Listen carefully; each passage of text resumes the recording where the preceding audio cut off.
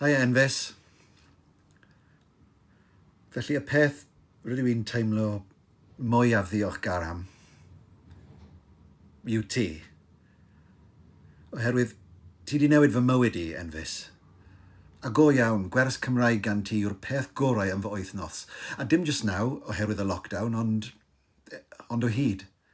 Dwi o hyd yn edrych ymlaen i weld ti. Amser hyn yn gwneud i fi sylweddoli beth sy'n bwysig mewn bywyd. Cael persbectif. A ti'n bwysig i fi. A hefyd, falle ti'n hoffi fi hefyd. Felly, os ti moyn, hoffi ti cael diod gyda fi rhyw noson, neu rhywbeth? Dros video call yn amlwg. Oce, na ni. Dyna fy'n gwaith catref. Oce, diolch Enfys. Hwyl fawr.